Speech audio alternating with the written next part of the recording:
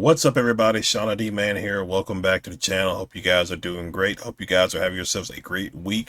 So originally my plan was to do or break up the first three episodes of Andor season 2. I was supposed to drop Wednesday, Thursday, Friday with the episodes, but instead I just decided just to wait and then just put them all in one big video. So that's why you're going to see different kind of cuts. I will have like timestamps down in the description below. But guys, thank you for hanging out. Hope you guys enjoyed my review for the first three episodes of Andor season 2. What's up, everybody? Shauna D Man here. Welcome back to the channel. Hope you guys are doing great. Hope you guys are having yourselves a great week. We are back with our first episode review of Andor season 2, titled 1 Year Later. Before we get into it, if you're new to the channel, be sure you hit that like and subscribe button. Be sure you comment below. What did you think about the episode? So on the community tab here on the YouTube channel for the podcast, I put out that the way I was going to break these up is 3 separate episodes each. It just works better that way. So you're getting episode today on Wednesday, episode 2 Thursday, episode 3 Friday. So it's just the easiest way for me to put that out. So let's do it. Let's jump into it with that out of the way.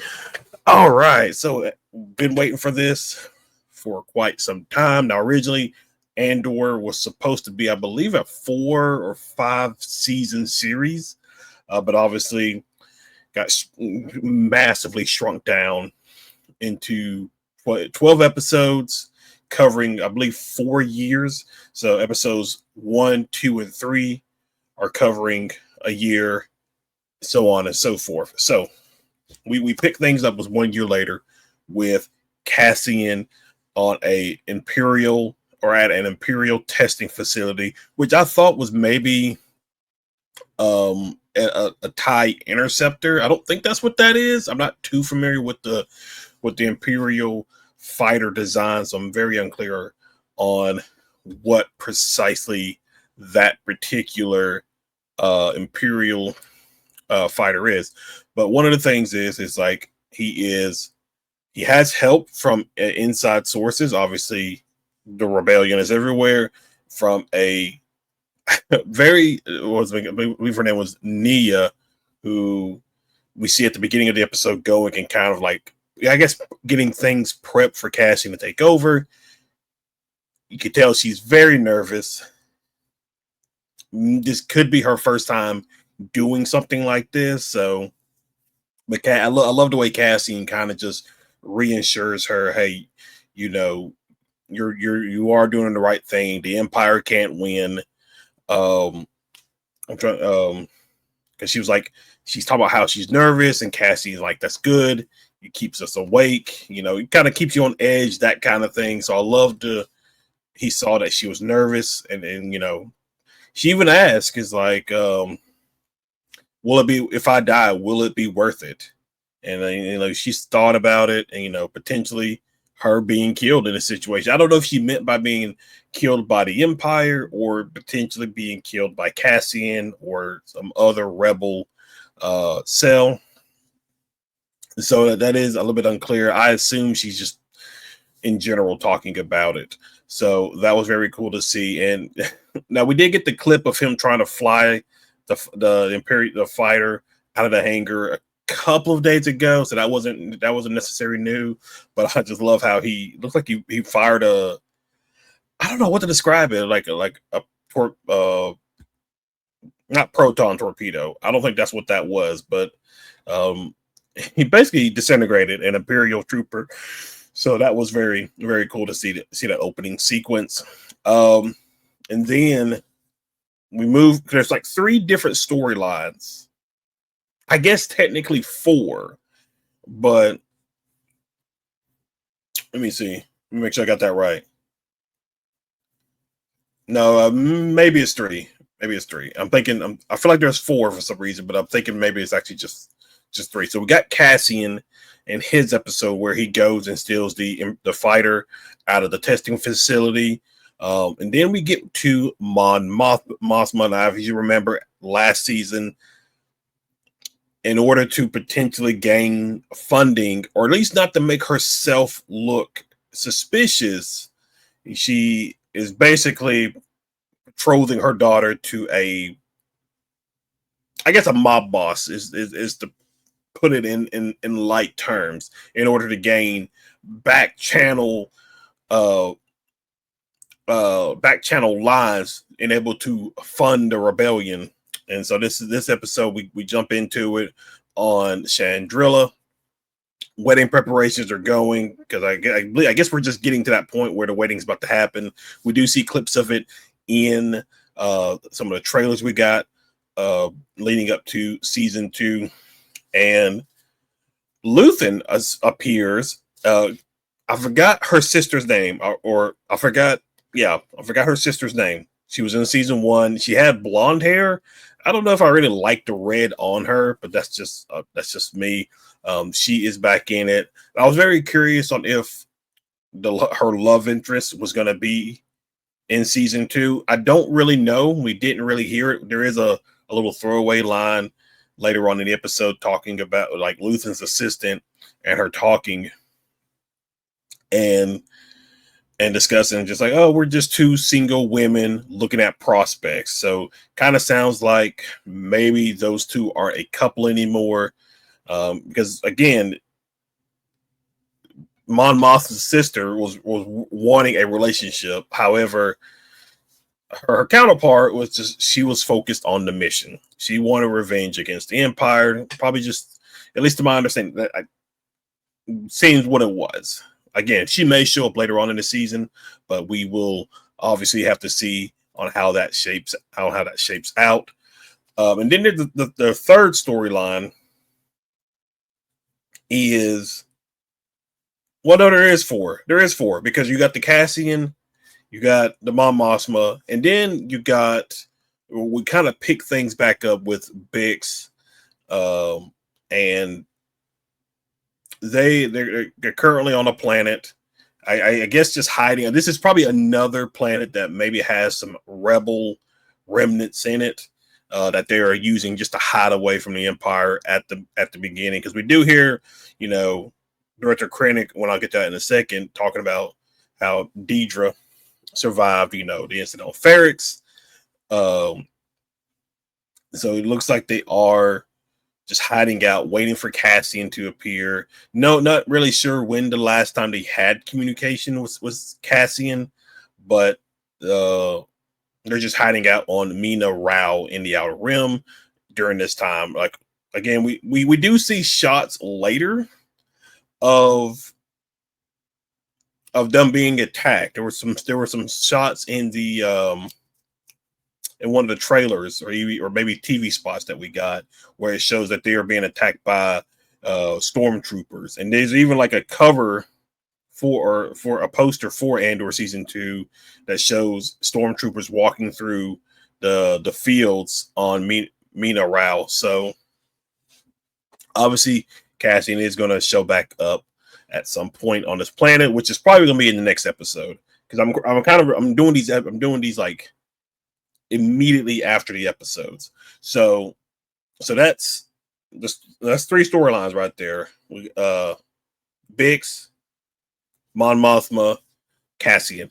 The 4th one was probably one I was more interested in, and that is the Empires, because we do get Director Krennic back.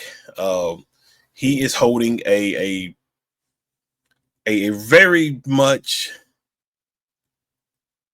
secretive mission or conversation.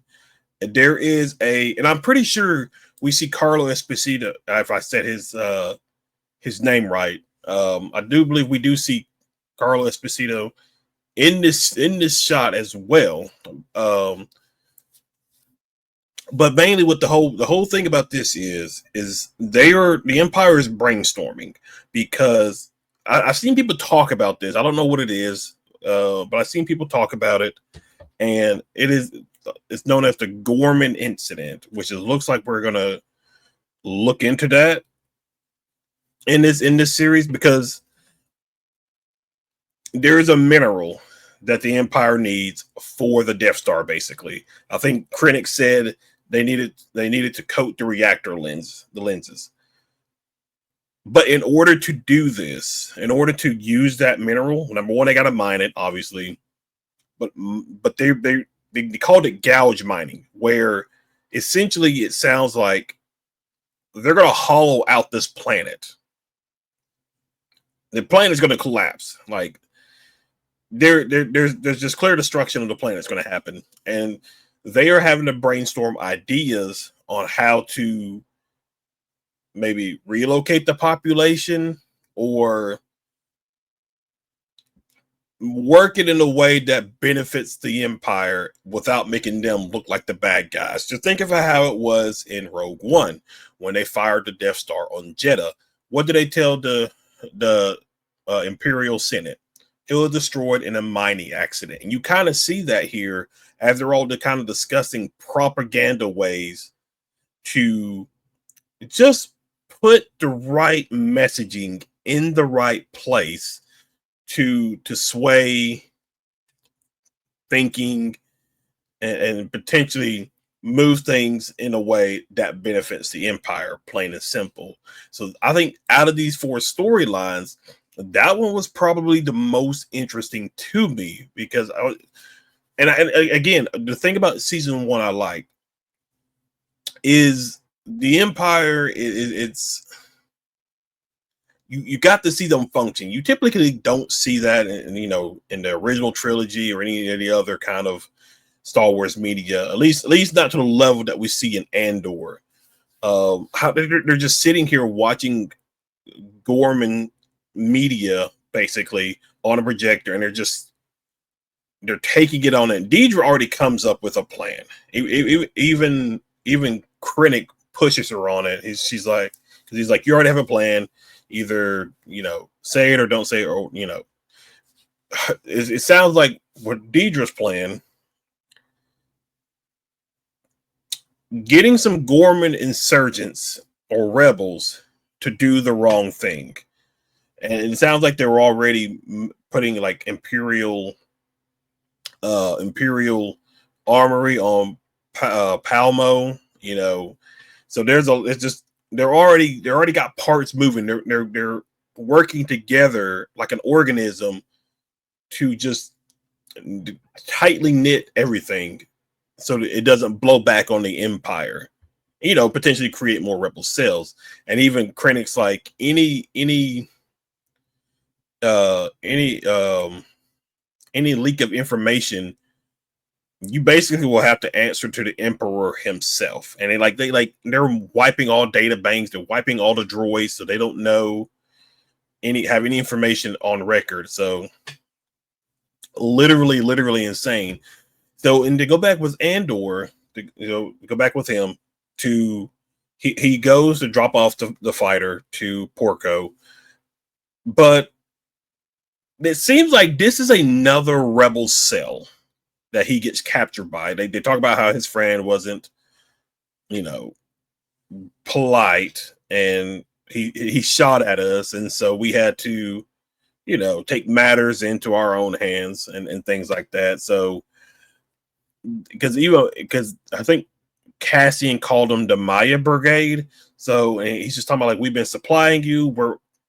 We're a part of the same rebel. Like again, at this time, they're just splintered cells that operate. Now, I'm sure Luthen has a hand in moving certain rebel cells where he needs them to go or do the things he needs them to do, but they're not unified. That's the thing. And again, to go back to Rogue One, we kind of see that where they're arguing about maybe making peace with the Empire when they learn about the Death Star and things like that.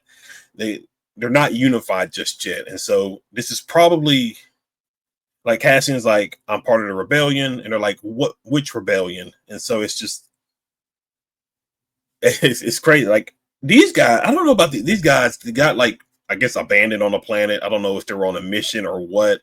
So there's something maybe we'll find out in the next episode. After here, I want to watch it here in a second. But that is something like, it sounds like they were probably on a mission or they got attacked by the Empire. Not a lot of them made it out. Apparently, one of the rebel guys' brother left him.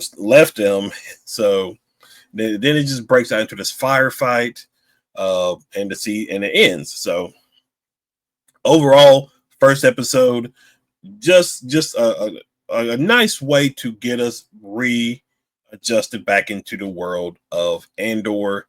I don't think there's much I didn't like about it. I thought of these four storylines, even though the Bix one when they were on Mina Rao was a little bit, tame, wasn't really all that, investing into at the moment. I think I really, really enjoy the Empire side of things. And then Cassian side would be next, and then probably the whole wedding scene would be third. If I had to put those storylines in order, but they do kind of roll in together. And there is not a funny thing, but it is pretty interesting because it's like back on Chandrilla, they're like Lita ran away, or because they had their first fight, and apparently he wouldn't hold her hand, and so he's been a little kid right now. Even the dads are kind of like, you think he can handle her? Probably not. He's either going to have to step up or be led, and so they're like, ugh, good luck to him. So first episode of Andor season 2, really much enjoyed it. I don't have much criticism about it. It's a pretty tame episode to get us re-going back into the world of Andor. Because listen, I loved season 1, the Aldani heist, the prison breakout. Those were the entire series was good, but this was definitely one of my favorite. Oh, those were definitely one of my favorite things about the first season of Andor, alongside the Empire. We do get some name drops. We get the Emperor, not Sidious, not Palpatine or whatever. We do get the Emperor, Colonel Yularen, Governor Tarkin. So we do get some names dropped in this first episode. But overall, really fun episode. Pretty much enjoyed it. Very much to see what happens next. There were some stuff on Twitter where I think somebody maybe they've seen like the first couple of episodes of Andor season 2, because sometimes they'll do that where they'll invite people, or they'll get like an early screening and they'll get to see like the first 4 or 5 episodes of a series. Somebody mentioned that the show doesn't get good until episode 6. Again, I take that with a grain of salt, because everybody's gonna watch stuff and take in the information differently. So while that person may have said that, I'm very curious to see if that's the case.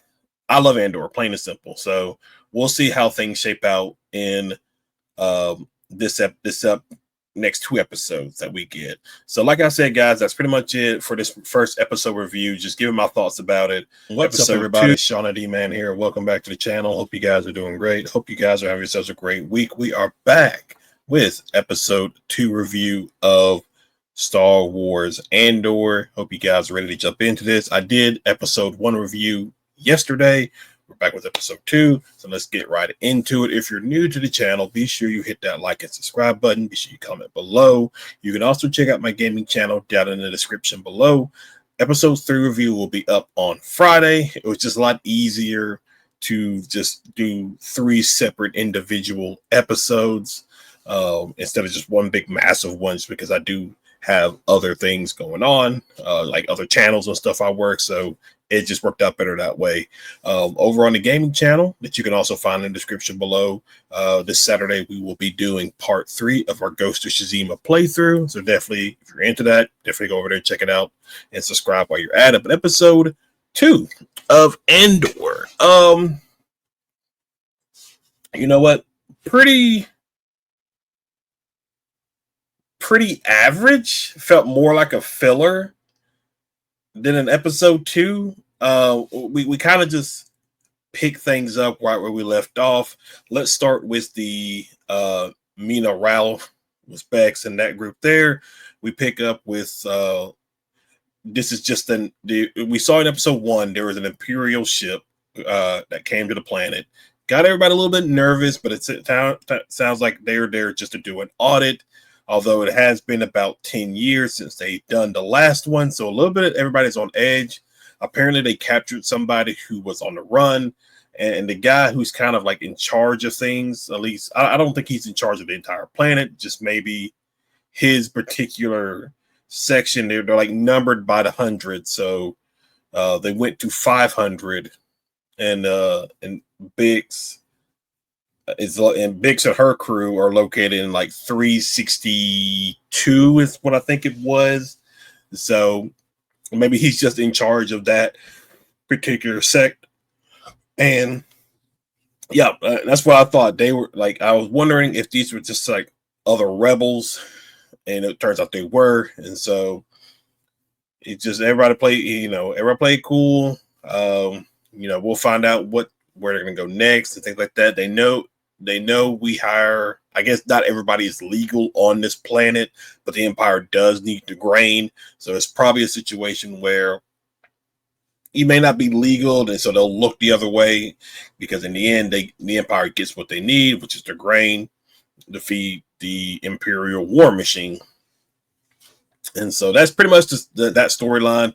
There is maybe like a close encounter with the lieutenant of a patrol that stops by one of the shops and just asking around, asking questions, and kind of get a little bit flirtatiously aggressive with Biggs. I think it's Lieutenant. I don't think he suspects anything, but he was talking about how, like, does your husband, because Biggs tells him that she is married, he's off world for a couple of days, and he's like, well, do you think he'll get worried because when we do this audit, we shut off communication for a little bit? That's just to make sure that nobody gets in or nobody gets out. And so that is kind of like what they're doing. He was getting a little fresh with her, but luckily they were able to, get out of that situation.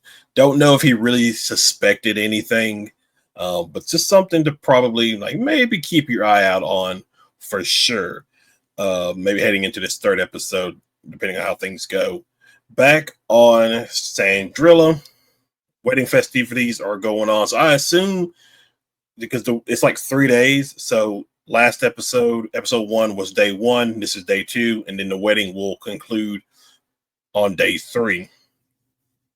And so it seems to be a little bit of tension, because Tay, who who's a lifelong friend of Mon Mothma, he's going through it right now. Apparently, him and his wife are separated. He has helped cover any loose ends when it comes to the financials with Mon Mothma. That way, nobody looks at her and looks very suspicious about her finances and things like that. They set up a foundation for like charity purposes. That's a front to fund the rebellion. But it sounds like his investments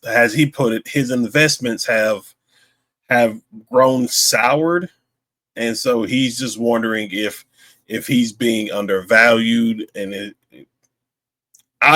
seems like he is trying to extort Mon Mothma. And you can tell, like, this isn't the fearless rebel leader. Like, that's not who she is just yet. Like, there's still growing pains with that, and she's going to make mistakes, but she's going to learn from those mistakes. And while Tay and Mothma are discussing, we got Luthen, who's kind of lurking in the background, kind of keeping his eye on things, and even confronts her afterwards. And yeah, it sounds like he's maybe even trying to extort Mothma, maybe keep quiet about what's been going on. And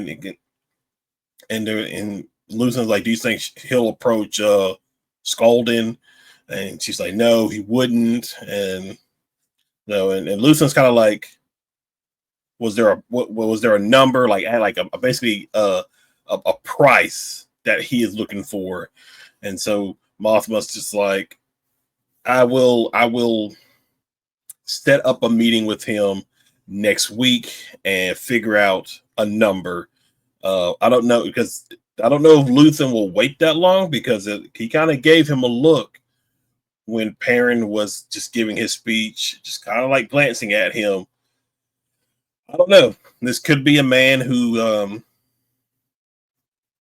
depending how what's going on with him, he could be a dangerous man. So Luthen, I don't know if Luthen's idea was to probably like silence him, but it's probably a loose end that you cannot afford at this moment, to say the least. Um, we do get confirmation that Val. Let me see, because I already forgot her name.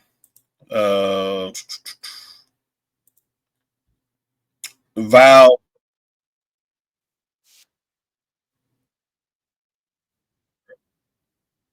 Uh, the other rebel that had the relationship with her. We can see. Let me see if I can find it.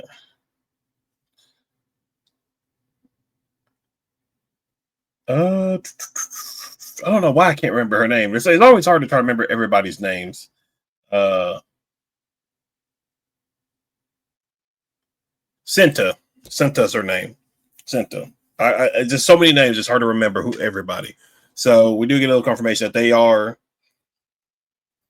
basically not together. Probably on a mission. Val says Luther knows, but he won't tell me. So I do hope we get her again, because I actually liked her character in season one. So I hope we do get her again in at some point in this season. And so that's pretty much going on in regards to the Mon Mothma story. Tay's getting a little bit. He's getting a little unstable for my liking. Luthen maybe has to take matters to his own hand. Meanwhile, his assistant flies back to Coruscant because it's hard to get. They can't communicate there on Sandrilla because there's too many people. It'd be easily led back to them. So she goes back to Coruscant, back to the shop, and boots up her amazing FM radio setup. And I guess she starts to communicate with the different rebel sects to find out where Cassian is. And then the third part is with Deidre, but they return back to Coruscant, and Krennic is basically offered her a job for the Gormith project, but she doesn't want it. She thought about it and she has no interest in it. She's focused on Axis, which is, if I remember right, was trying to find these rebel cells and things like that. Even trying to find Cassian. But obviously her supervisor's like, leave it, take it to the motion, do the Gormith project. It's gonna be good for you in the long run. We do see Sybil again. Sybil. Was it Sybil? Now I gotta look.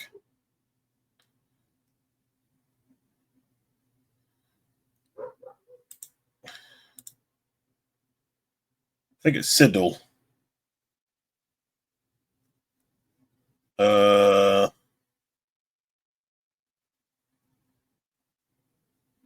Sit. Come on. Cyril. I don't know why I was thinking Cyril, but Cyril is his name. So I guess these two are together. I guess they're in a relationship now because he shows up at her apartment. And the way she kind of like caresses his face and puts her finger over his mouth makes it seem like they're in a relationship. I mean, again, it's like a year afterwards, so it could be maybe the incident on Ferrix kind of like kind of like brought them closer. Because we do see him talk to a new hire about how he was in fuel management or something along those lines, and like he noticed some irregulars. That's not the word. What's the word? He noticed some mistakes in the system, and he just continued to watch it, dig a little bit deeper, and apparently he found out that there was like stealing Imperial material from 4 different sectors, and so he still cares about his job, and so he's still on it for sure. Um, and so I'm interested to see. I'm interested to see on that how that explores between Deidre and Cyril with that relationship. That because it looked like he was very much head over heels for her in season one. So I'm curious to see on where this leads throughout season two. And then lastly was Cassian Andor story.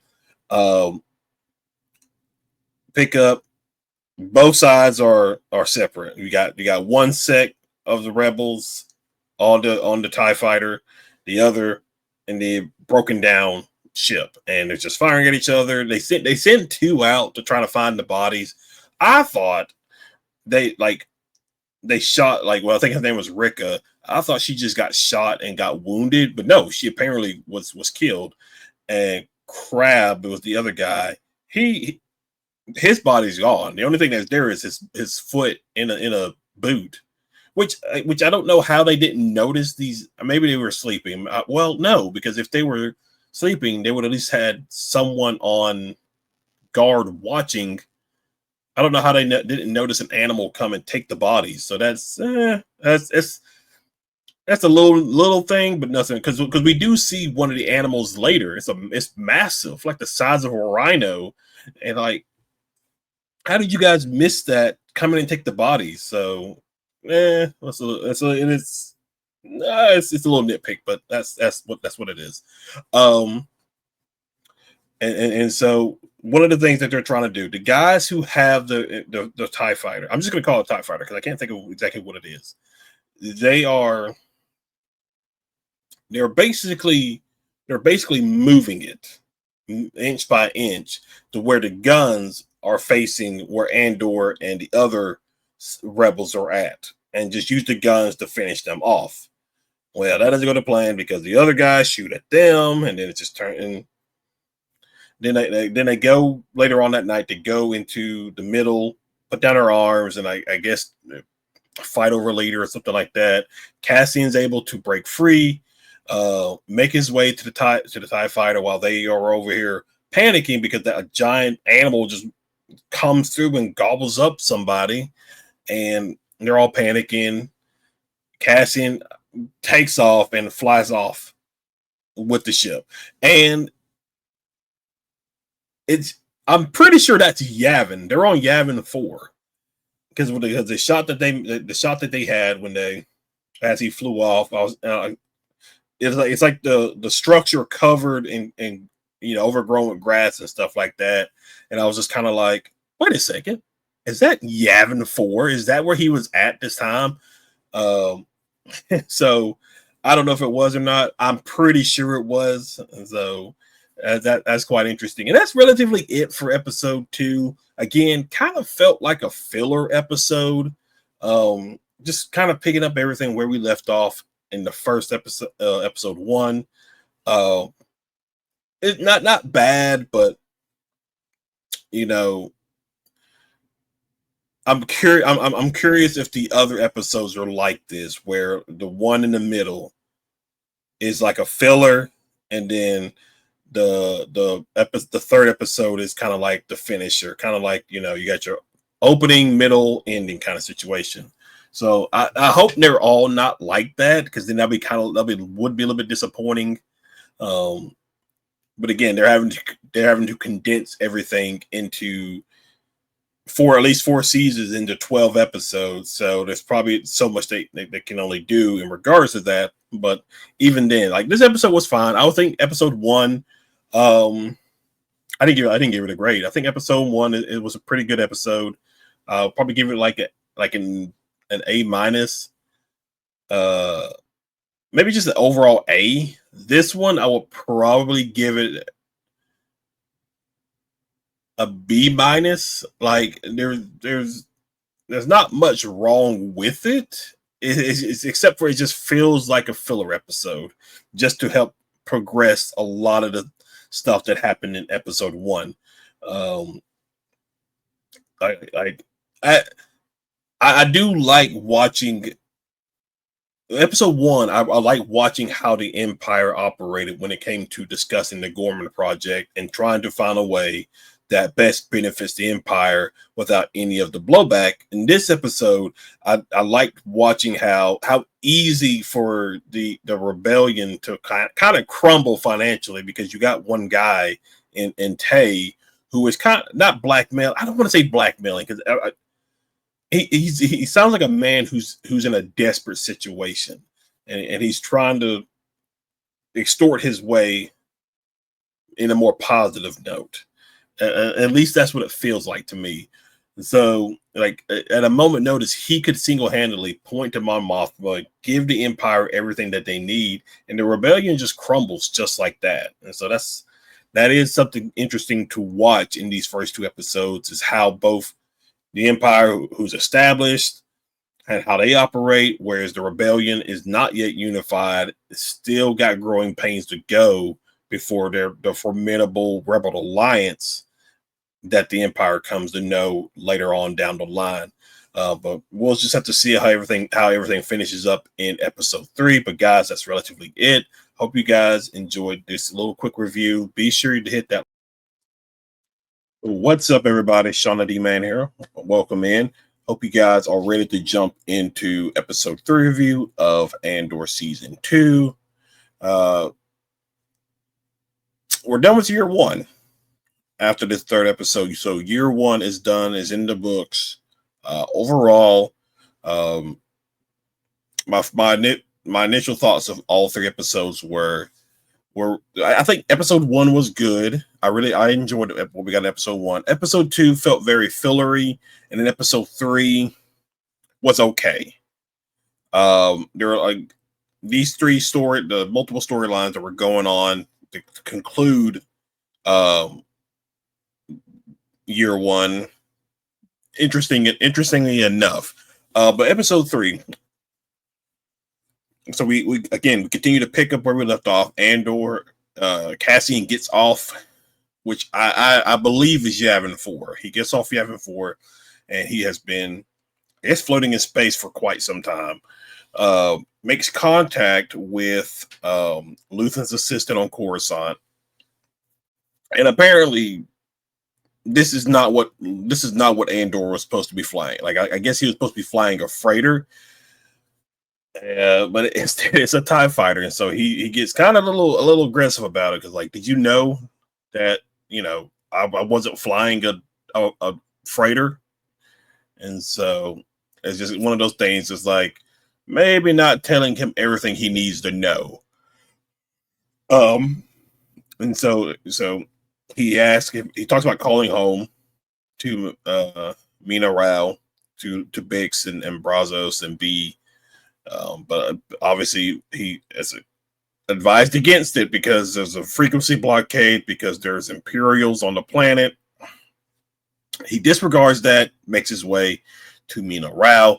Meanwhile, we jump back to Chandrila with the wedding going on, concluding with that. And yes, I thought that was the case with Tay. Basically, I don't think he would. He had been talking with Skolden, and it seems like he's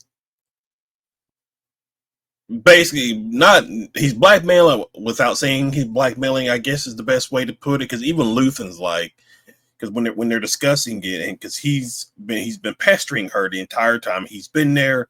Luthen talks about how Mon Mothma talks about how we got a meeting next weekend on Coruscant. I'll set up, I'll get a number, basically I'll get him to basically not squeal, and she talks about like how they've known each other since they were kids, and Luthen was just like, people fail, it's a curse for us, and the 3 episodes that we've got of Luthen have been really, really good. I've really enjoyed him. I don't really necessarily care about the wedding itself, because it was just part of the story. I will say I do like how we get to see another another culture in the Star Wars universe uh, do a marriage ceremony. I mean, we kind of see it a little bit in Attack of the Clones when Anakin and Padme gets married. But it was pretty cool to see here. But like, really, main thing was Luthen and Mon Mothma. So, and so basically, Luthen talks like, he's like, you know the number.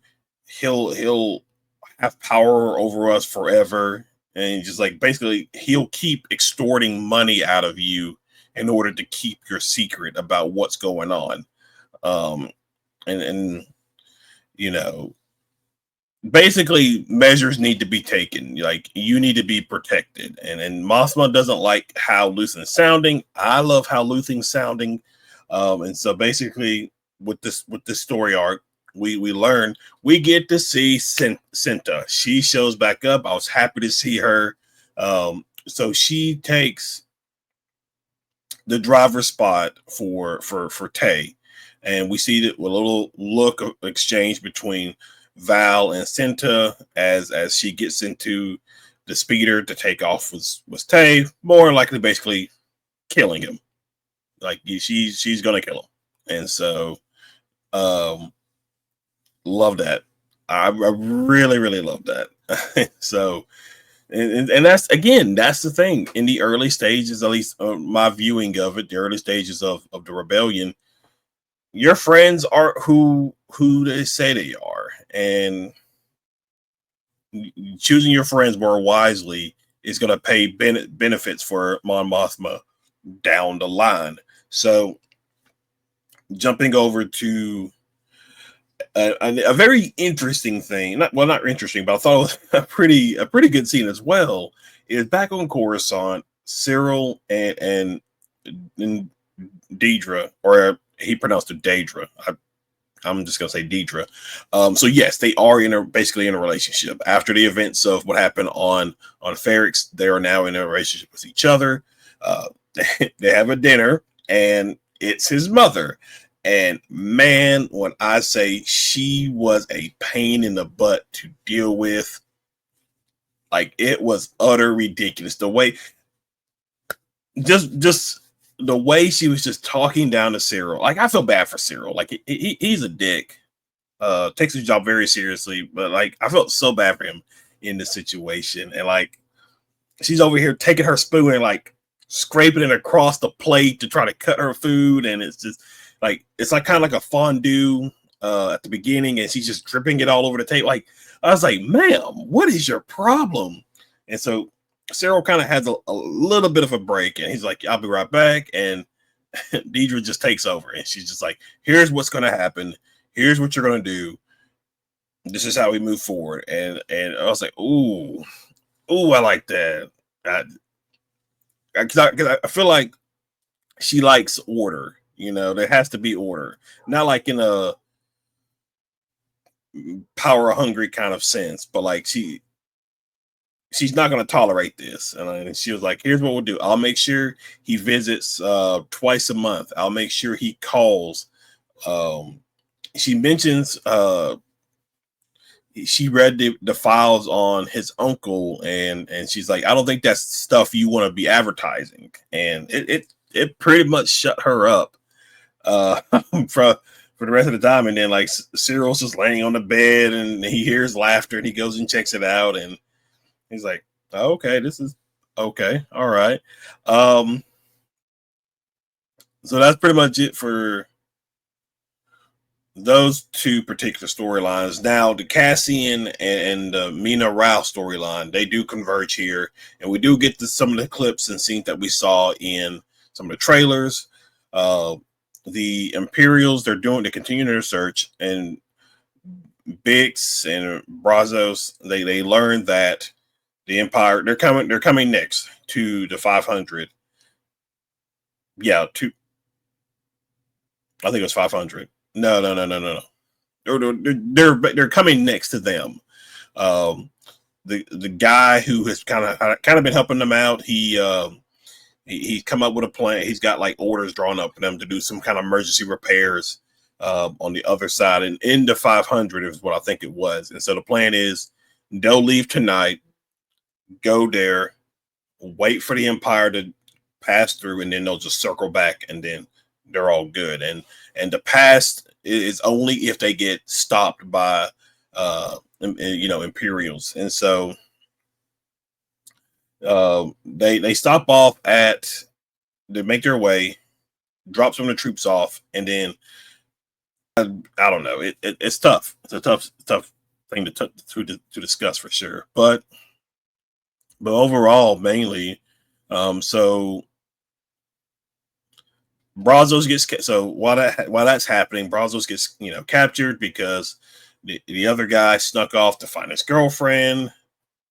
He gets captured, and I really love Brazos here because he plays it off like he was sold out by the guy that had been helping them to make sure it doesn't come back and bite him. And I really, really love that. I thought that was a good thing to have in the series. And then another thing was, or at least not another thing. So while this is going on, we're going back and forth with the whole dancing on Chandrilla, and it was kind of like because you have this, to go back to Bix's scene, you have this like serious moment, and then you're jumping back and forth alongside a wedding dance, and it's just kind of like I don't really care for it, but Cassian shows up in the nick of time, takes out a lot of the Imperials, but unfortunately Brazos is killed in the battle, and so now they're off to who knows where. So we'll have to see what happens in year 2 on Tuesday. But overall, I thought the first 3 episodes of year 1 for Andor season 2 were fine. I really loved the first episode, episode 2 and 3. Episode 2 was about a filler for me, and then episode 3 was it took me out of it a little bit, but I think it was a pretty decent episode as well. But yeah, guys, that's relatively it. That's all 3 episode reviews in this video. If you want to see more, be sure you hit that like and subscribe button, comment below, tell me what you thought about the 3 episodes. You can also check out my gaming channel down in the description below for more content. Other than that, guys, thank you for watching, and I will see you in the next video.